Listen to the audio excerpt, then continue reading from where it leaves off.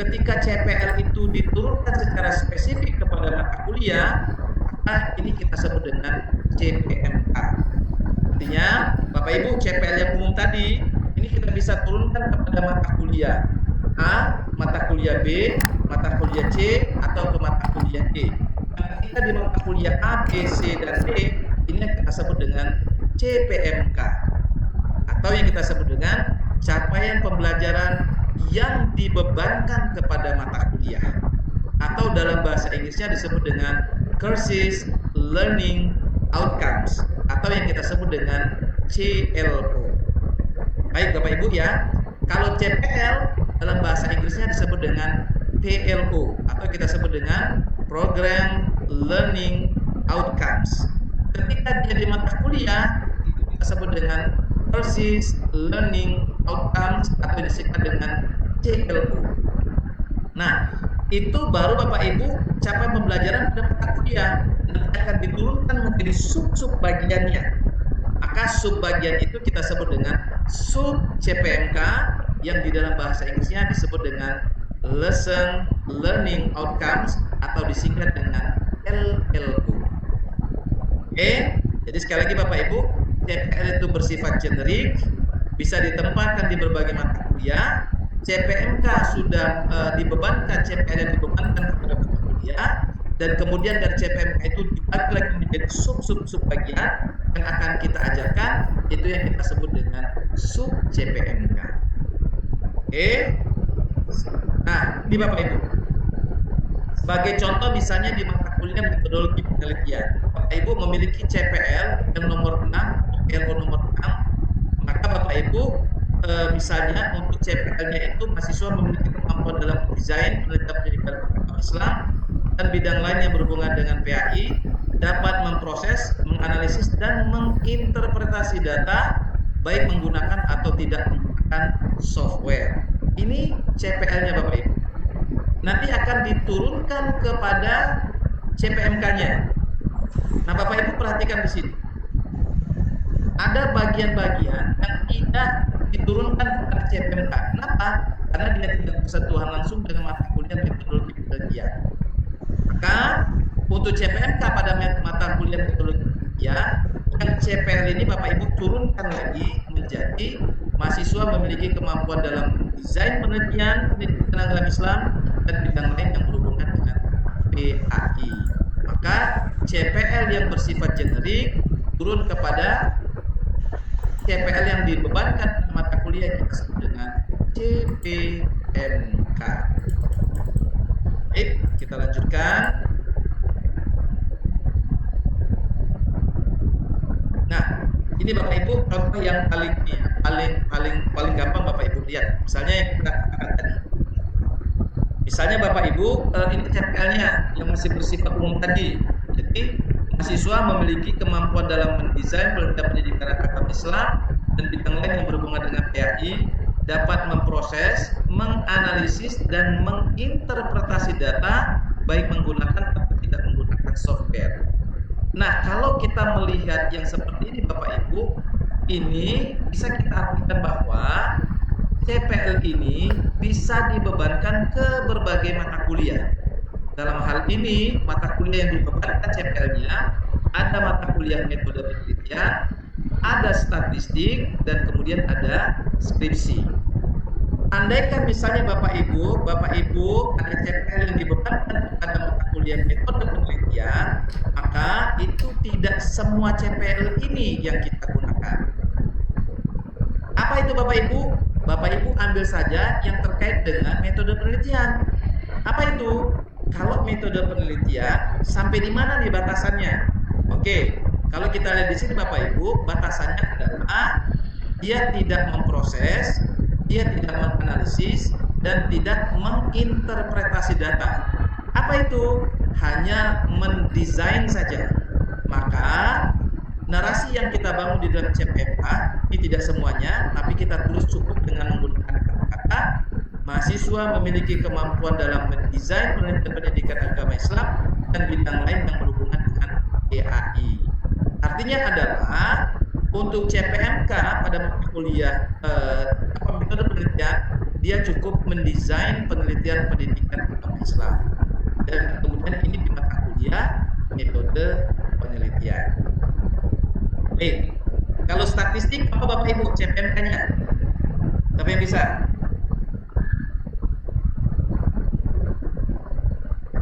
Siapa yang bisa membuat CPMK pada mata kuliah statistik?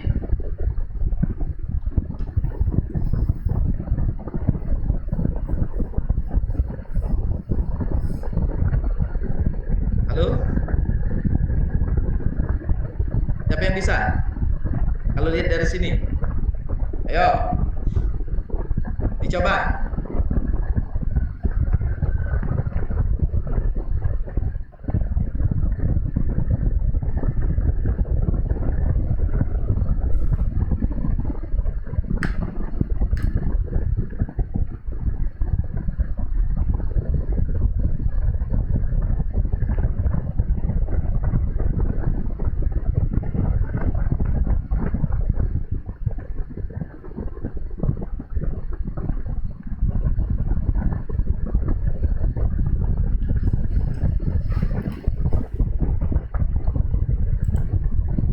Ayo silakan. Siapa yang bisa? Coba turunkan yang CPL yang umum dan dalam mata kuliah statistik. Siapa nih? Mbak Erina, dicoba Mbak Erina. Yo. Mampu, karena yang ngajar statistik di prodi ini cuma saya, Pak. Oh, pas pula ya. Yang lain dosen-dosen disuruh melakukan analisis data dengan menggunakan berbagai metode dengan metode kuantitatif. Ini aja, nggak usah ditambah. Oh, yang itu ya? Nah, yang ini aja. Oke, nanti itu menjadi subnya. Oh, okay. Nah, oke. Sekarang menganalisis, coba ulang lagi. Siswa memiliki kemampuan untuk menganalisis data kuantitatif. Nggak usah, kuantitatifnya nggak usah dulu. Nggak usah. Oh gitu. Yang ini nih. Langsung masalahnya. Yes, mahasiswa memiliki kemampuan analisis penelitian. Ini dengan kata-kata ini aja. Oh, ini ambil ya. kata-kata yang lain dulu. Menganalisis, oke. Ya. Sampai mahasiswa memiliki kemampuan. Mahasiswa memiliki kemampuan. Menggunakan atau tidak menggunakan software itu. Oke, sip. Ulangi lagi mulai dari kata-kata mahasiswa memiliki kemampuan.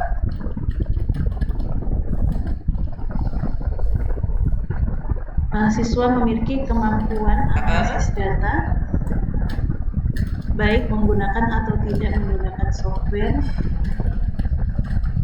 Itu kan? Perlu interpretasi nggak? Oh iya. Iya siap. Oke, ulang lagi. Mahasiswa memiliki kemampuan. Memiliki kemampuan menganalisis dan menginterpretasikan data. Baik menggunakan software maupun tidak. Yes, itu yang kita sebut dengan CPMK. Berarti kata kuncinya itu diambil dari CPL utamanya itu. Yes, betul sekali.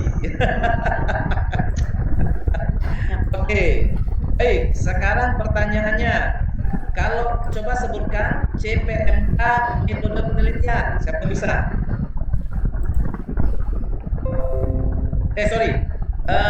CPMK skripsi. CPMK skripsi, siapa yang bisa? Ini mesti kita tunjuk lagi nih. Coba Mas Arif. Mas Arif. Ya.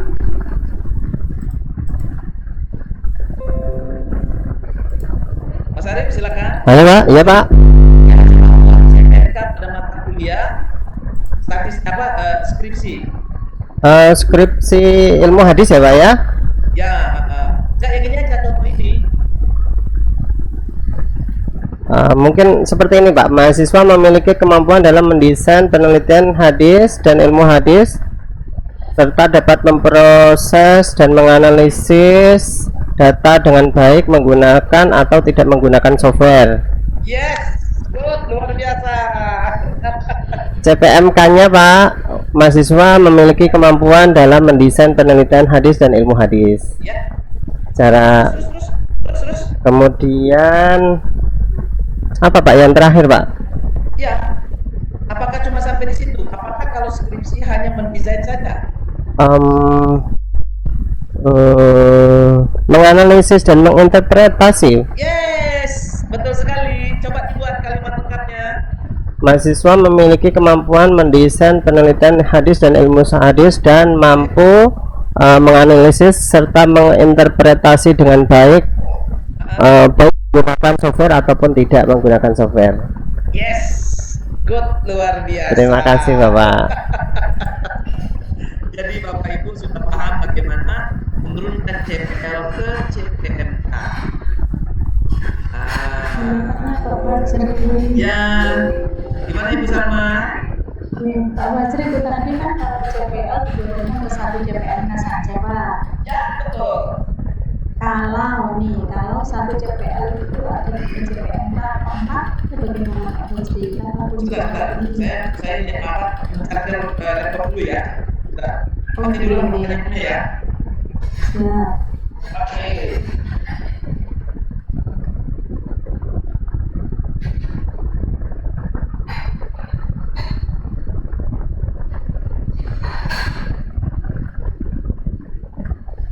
Oke, baik, silakan Ibu Salma. Iya Pak Basri, mohon informasi kalau yang tadi dicontohkan di layar itu kan satu CPL yang diturunkan hanya ke satu CPMK tadi ya Pak, yang diurai di beberapa mata kuliah. Oke. Nah, kalau satu CPL itu lebih dari satu CPMK, Ya, itu bagaimana Pak Basri? maksudnya Pak, satu CPL lebih dari satu CPL apa maksudnya?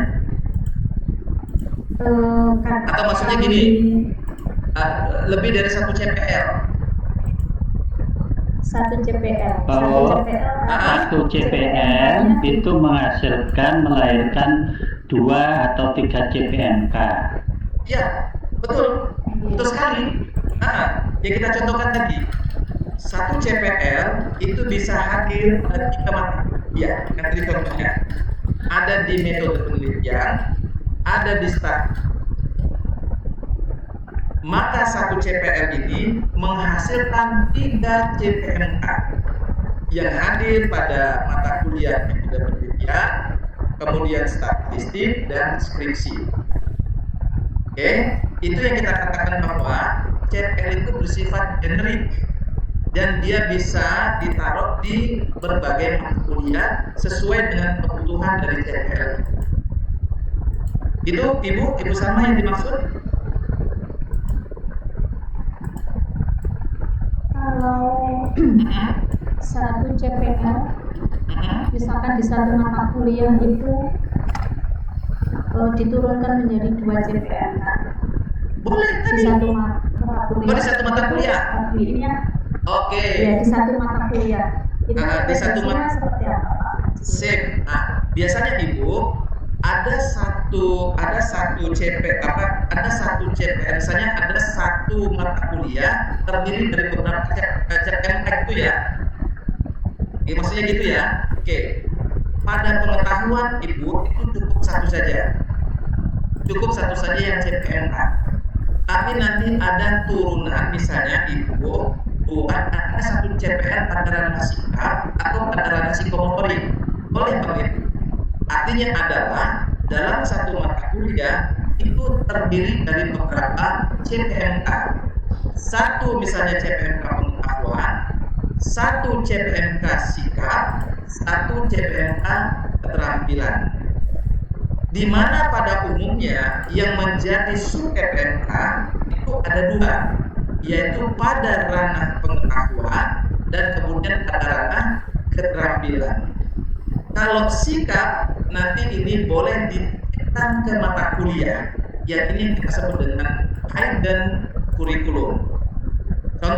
Sebagai contoh, misalnya Ibu pada aspek sikap, misalnya memiliki sikapnya apa? Misalnya memiliki disiplin dalam belajar, misalnya.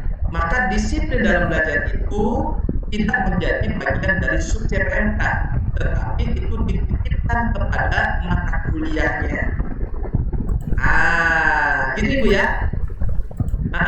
Jadi Bapak Ibu, setiap satu mata kuliah bisa saja terdiri dari beberapa CPL atau CPNK. Berapa minimalnya? Minimalnya 1, maksimalnya 4. Begitu Ibu sama ya?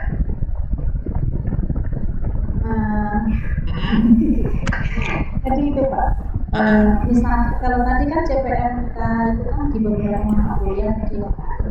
CPL-nya beberapa mata kuliah CPNK. Yang diturunkan ke CPL tapi kan di beberapa mata kuliah. Nah, misalkan satu CPL tadi itu diturunkan di satu mata kuliah tapi dengan 2 CPNK itu seperti apa? Yang tadi saya baru sebutkan tadi. Contoh seperti ini. Oke. Sebentar di sini. Saya stop share dulu.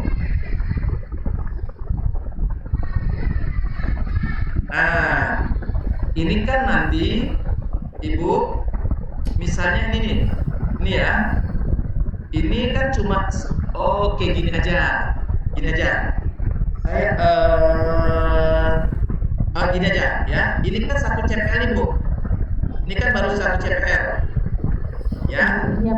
Ini satu CPL nih. Bisa saja ini satu mata kuliah tidak hanya satu CPL.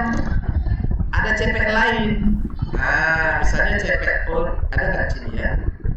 Coba saya lihat dulu. Biar ini saya paham apa yang disampaikan oleh, tapi mudah-mudahan ada contohnya di sini. Ya.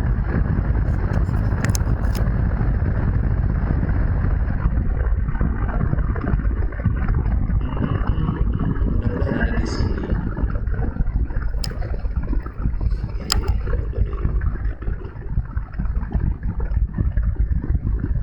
Tidak ada. Oke, di sini aja.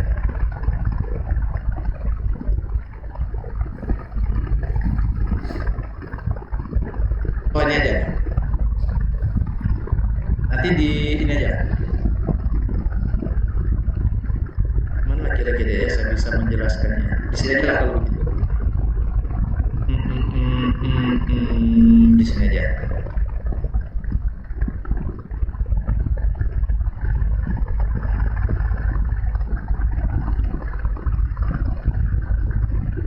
Lagi ya Bu ya. Tunggu sebentar ya Bu.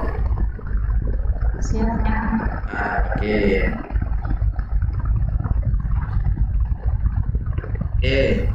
Nah di sini kan Ibu misalnya kan ada, ini kan cuma satu nih. Ini cuma satu nih, yang apa tadi yang CPM-nya cuma satu. Ya, ini nomor satu. Ini nomor satu. Ini pada ranah apa nih? Ini bisa saja pada ranah pengetahuan dan keterampilan. Atau ini pada ranah pengetahuan. Kemudian yang kedua Ibu misalnya ada nanti CPL lagi. CPL-nya pada ranah sikap misalnya. Apa itu? Anggaplah Bapak Ibu bertakwa kepada yang Tuhan Maha Esa. Gitu kan ya? Maksud Ibu begitu kan ya?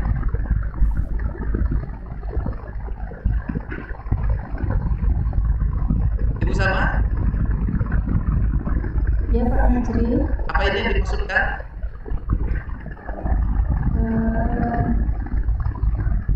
Mungkin gini aja Mbak. Ini satu ini tadi kan CPL ya Pak yang paling atas. Iya. Nah itu apakah memungkinkan kalau satu CPL itu dalam satu mata kuliah diberikan menjadi 2 CPL? Oh iya bisa Ibu, boleh. Silakan.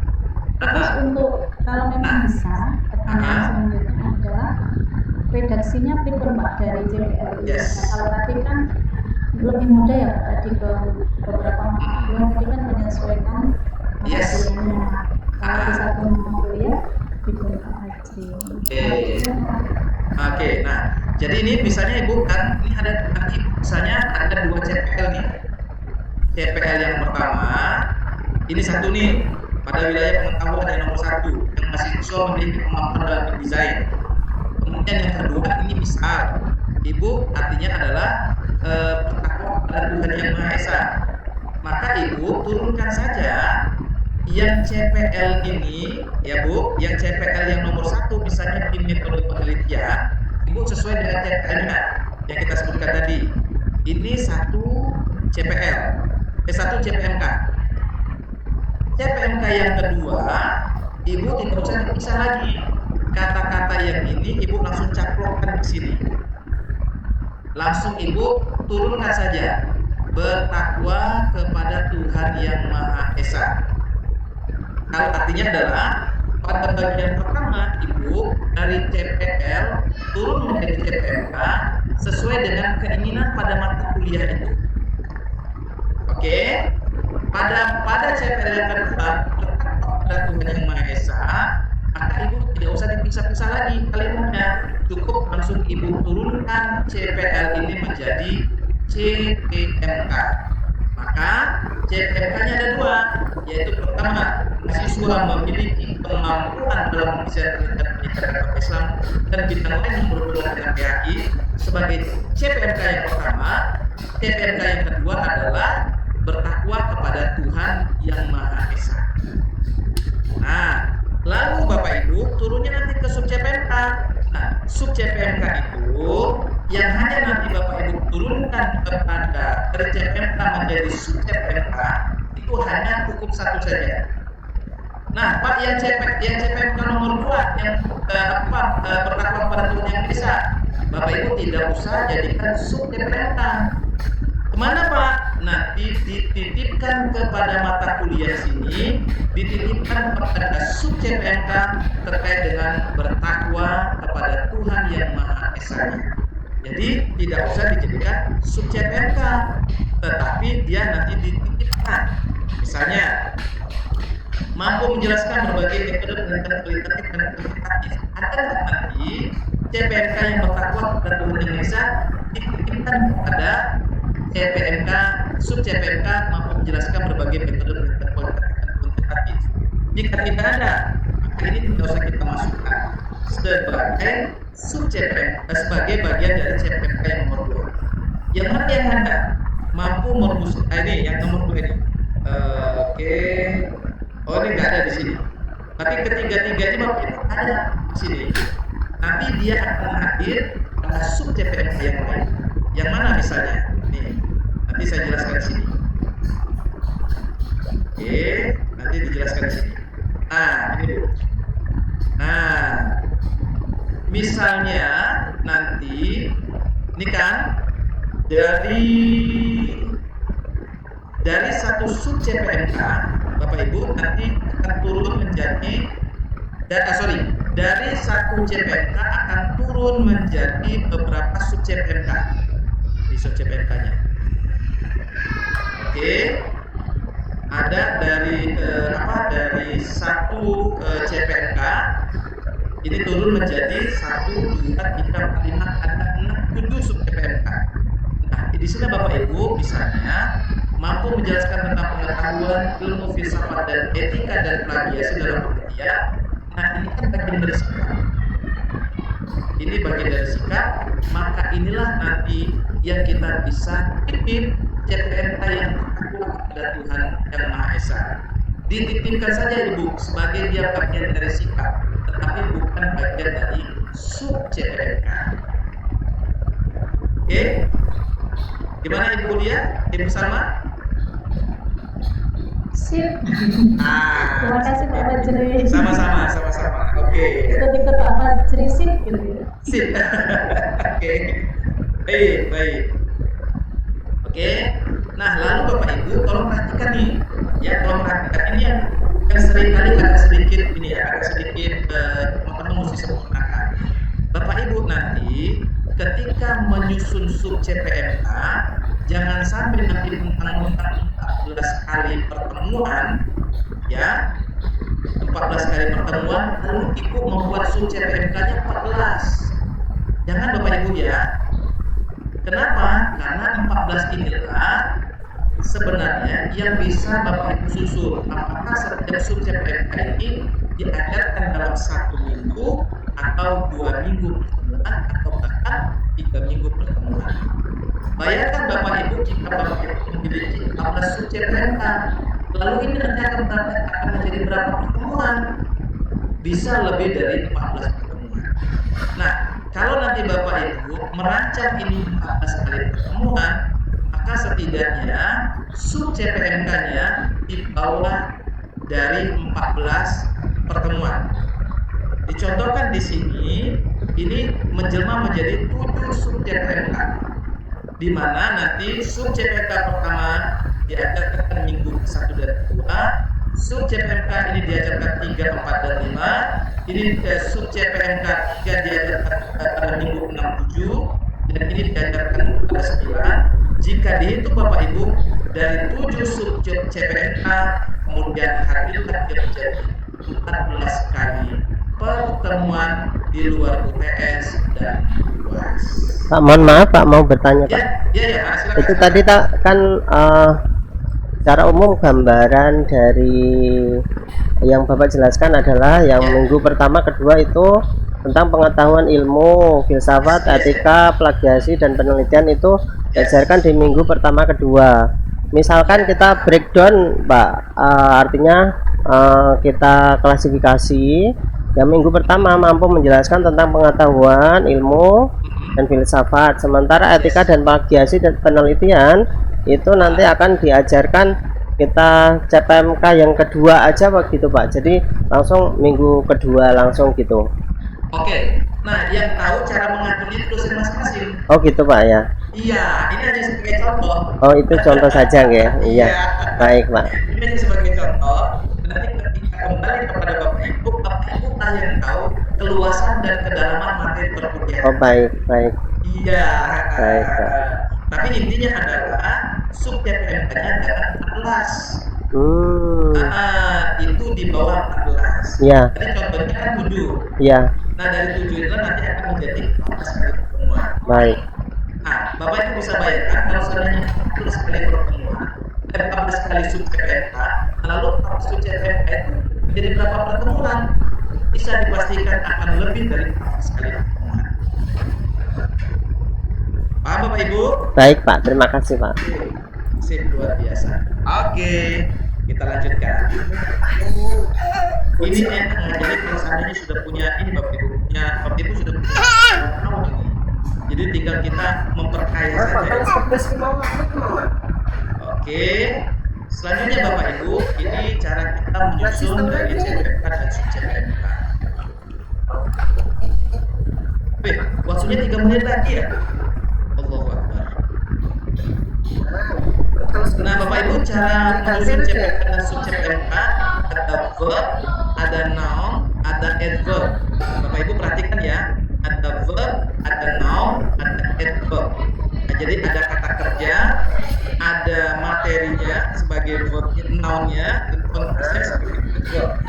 Intinya adalah Bapak Ibu, ketika menyusun baik itu CPMK dan sub CPMK, wajib ada kata kerja. Di mana Bapak Ibu kata kerjanya itu, nih kata kerjanya itu ada di sini nih. Ada dengan menggunakan taksonomi. Taksonomi siapa? Taksonomi Bloom.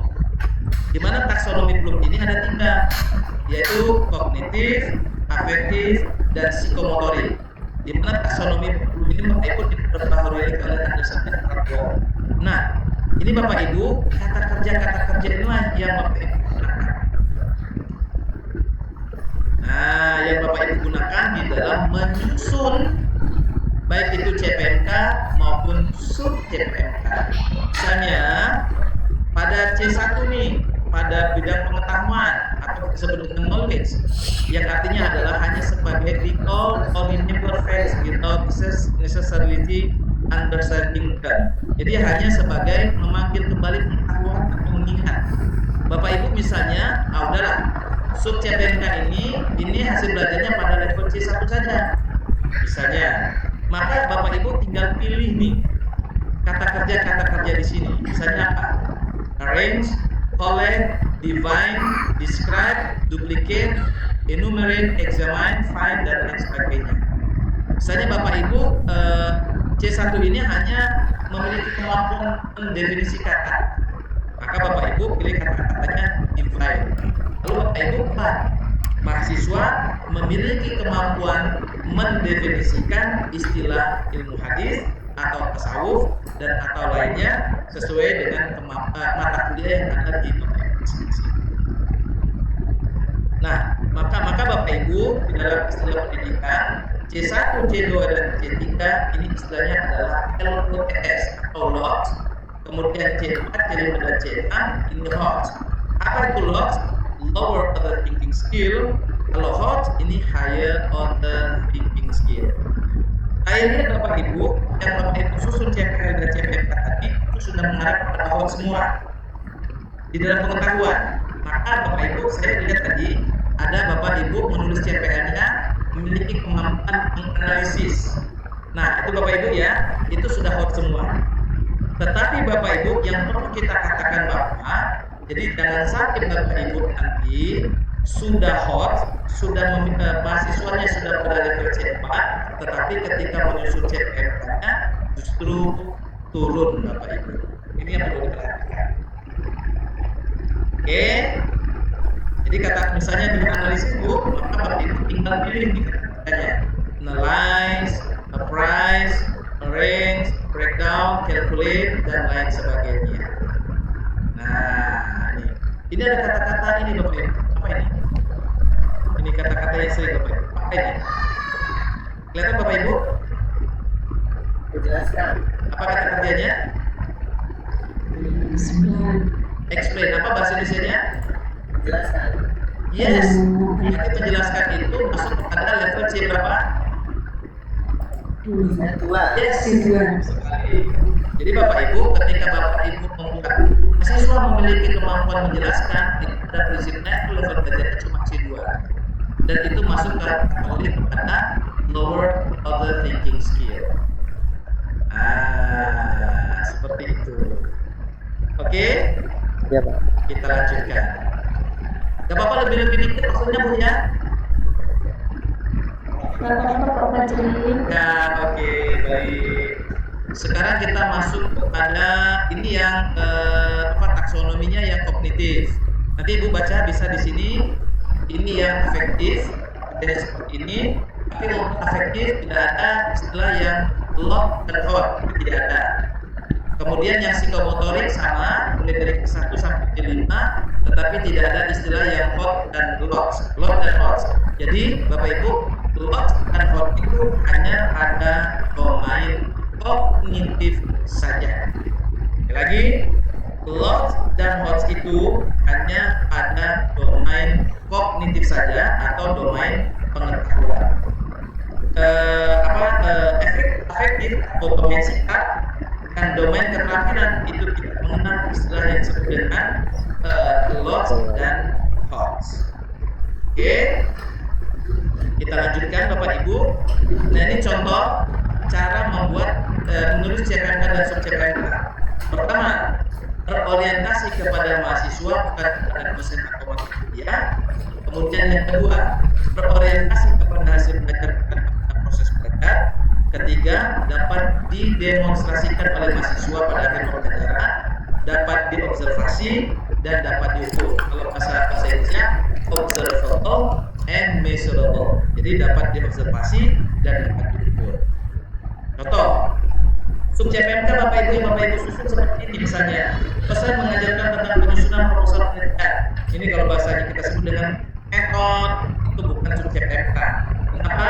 Karena tidak berorientasi kepada dosen. Yang benar adalah kita ganti dosen menjadi mahasiswa.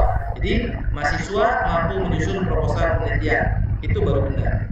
Yang ketiga juga metode biru. Kenapa? Karena disebutkan mata kuliahnya. Nomor 4 itu juga keliru. Kenapa? Karena bicara masalah proses pembelajaran. Apa itu kata-katanya mendiskusikan. Nah, yang benar itu nomor 5.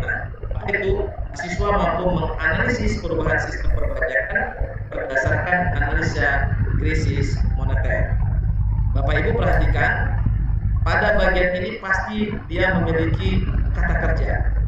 Nih, menyusun, ya, kemudian menganalisis. Ingat, Bapak Ibu, cara menyusun CPMK dan sub CPMK ada verb, ada adverb, ada noun di sini. Oke, kita lanjutkan. Nah, Bapak Ibu, di sini kita sebut dengan apa beda antara CPMK dengan sub CPMK. Nah, ini yang paling penting Bapak Ibu. Beda yang disebut sub CPMK itu ini. LLO harus diatur berdasarkan jam pengajaran mingguan dan berdasarkan kategori. Nah, artinya Bapak Ibu, sub CPMK itu merupakan jam pengajaran mingguan. Itu yang seperti kita katakan semakin menegas bahwa CPMK jika diatur 14 kali pertemuan, maka CPMK-nya wajib di bawah 14 kali pertemuan. Kenapa? Karena sub CPMK itu merupakan jam pengajaran mingguan. Nah, oke Bapak Ibu ya. Nah, ini Bapak Ibu yang dikatakan bahwa PLO itu bisa pada beberapa mata kuliah. Ini contohnya Bapak Ibu. Ini misalnya PLO 2 hadir pada mata kuliah 1 dengan nilai nomor 2. Nah, ini intinya adalah Bapak Ibu, untuk yang namanya CPL itu bisa hadir di beberapa mata kuliah. Tetapi Bapak Ibu, untuk sub CPMK itu wajib pada satu mata kuliah diturunkan menjadi beberapa sub CPMK. Oke, baik Bapak Ibu. Ini saja Bapak Ibu mungkin yang paling penting. Setelah ini Bapak Ibu analisis kebutuhan belajar siswa. Dilanjutkan Bapak Ibu ini yang paling penting Bapak Ibu, yang disebut dengan analisis pembelajaran. Dan analisis pembelajaran ini ada bagian dalam RPS, di mana Bapak Ibu analisis pembelajaran ini ada 4. Ada yang disebut dengan hierarkis, prosedural, pengelompokan, dan kombinasi. Tetapi Bapak Ibu fokus saja pada 2 saja. Ini agak lebih sedikit sederhana. Apa itu hierarkis dan prosedural? Kalau hierarkis panahnya ke atas, prosedural panahnya ke bawah. Apa maksudnya hierarkis Bapak Ibu panahnya ke atas? Maksudnya adalah agar materi yang nomor 2 bisa dipelajari, maka materi 1 wajib dikuasai. Nah, ini yang hierarkis Bapak Ibu. Jadi untuk bisa belajar pada materi yang kedua, wajib menguasai materi yang 1. Untuk menguasai materi yang nomor 3, wajib menguasai materi nomor 4 dan nomor 1. Ini yang kita sebut dengan hierarkis. Tapi ada juga yang disebut dengan prosedural. Apa itu prosedural? Prosedural itu bahwa untuk mempelajari dan menguasai seluruh rangkaian pelajaran 1 dan 2 dan 3, kita perlu mempelajarinya secara berurutan seperti dalam PKN-nya.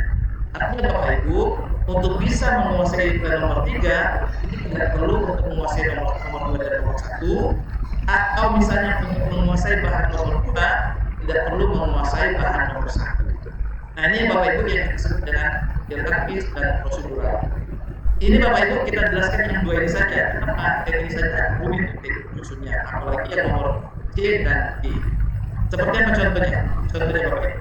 Dan ini wajib ada di dalam PPS. Ini Bapak Ibu. Ini hierarkisnya Bapak Ibu. Ya, ini yang kita sebut ada pertama. Yang pertama ada yang disebut dengan entry behavior. Di sini garis awal pengetahuan dia, di mana nanti ini ada yang disebutkan mata kuliah prasyaratnya untuk bisa belajar mata kuliah metodologi. Nah, di sini Bapak Ibu ada garisnya yang panahnya bersifat horizontal dan ada yang kita sebut dengan vertikal. Artinya adalah Bapak Ibu yang disebut dengan horizontal.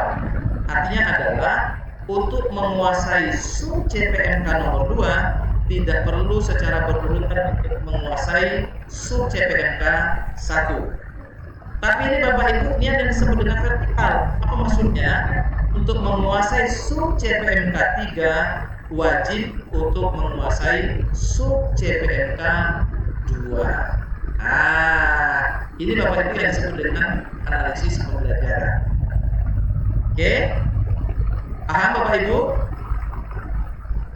Paham Pak. Paham? Pak. Paham ya?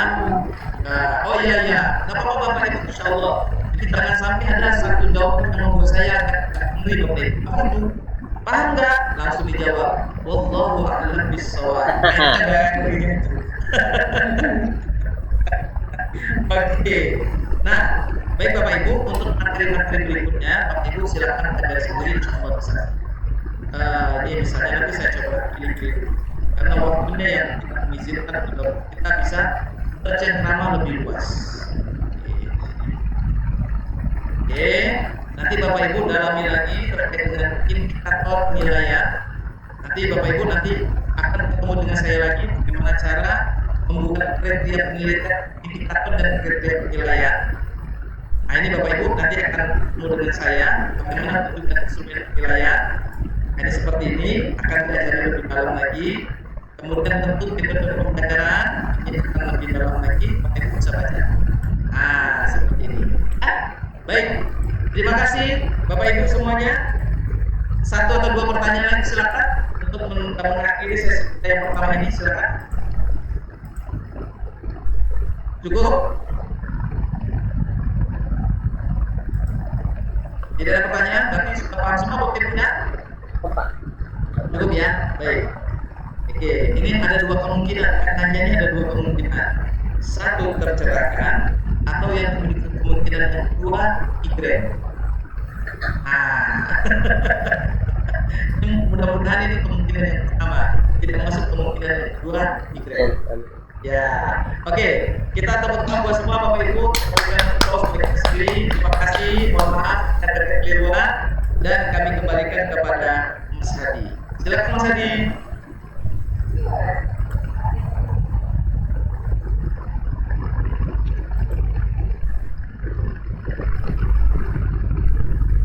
Oke, baik, terima kasih kami sampaikan kepada beliau Pak Fajri Ismail atas pemaparan yang sangat luar biasa ya Bapak Ibu materinya.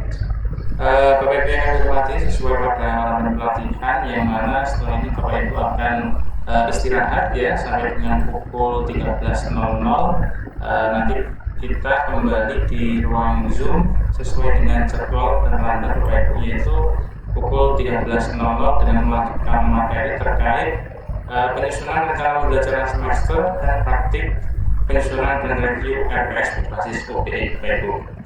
Baiklah Bapak Ibu yang kami hormati, mengucapkan terima kasih kepada trainer yang bertugas pada pagi hari ini, Pak Fajri Ismail, Pak Roslihan, dan tak lupa yang kami banggakan selalu Bapak Ibu peserta pelatihan penyusunan desain pembelajaran dan rencana pembelajaran semester berbasis OBE yang sangat luar biasa dalam mengikuti pelatihan ya dari awal sesi hingga akhir sesi. Baiklah Bapak Ibu, kita tutup pelatihan pada pagi hari dengan baca alhamdulillah bersama-sama. Alhamdulillahirrahmanirrahim. Terima kasih Bapak Ibu, kami akhiri. Wassalamualaikum warahmatullahi wabarakatuh. Waalaikumsalam warahmatullahi wabarakatuh.